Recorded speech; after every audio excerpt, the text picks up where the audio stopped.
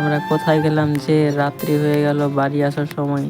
তো hello guys, welcome to my blog. তো আমার একটা বন্ধু বলছে ফারাক্কা ব্যারেজ যাব। আমি বলছি কী করতে? বলছে একটা কাজ আছে। তো আমরা বেরিয়ে পড়লাম ফারাক্কা ব্যারেজ যাওয়ার জন্য। এদিকে বিকেল থেকে সন্ধ্যার টাইম হয়ে গেছিলো। তো এদিকে আমরা লক্ষ্মীপুর বাঁধ দিয়ে উঠে গেলাম। বাঁধ পার করে আমরা এবার চলে যাব ফারাক্কা ব্যারেজের দিকে। তো ফারাক্কা ব্যারেজে আমরা অবশেষে চলে এলাম।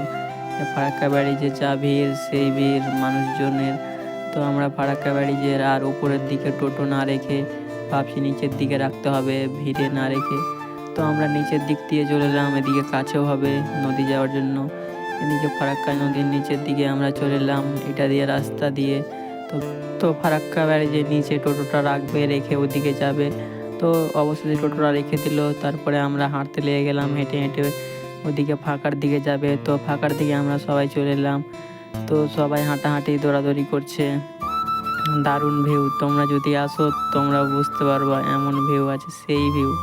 তো আমরা হাঁটাহাঁটি করতে লেগে গেলাম। ওদিকে নদীর জল তো চড় পড়ে গেছিলো। তো জল কোনখানে আছে, জলের কাছে যাবে, তাই জল দেখতে। তো জলটা কাছে আস্তে আস্তে এদিকে রাত্রি হয়ে গেছিলো, তাই আমরা বাড়ি যাওয়ার জন্য চলে গেলাম। তো ভিডিওটা এই পর্যন্ত। ভিডিওটা ভালো লাগলে লাইক, কমেন্ট, শেয়ার আর পেজটা ফলো করে দেবে।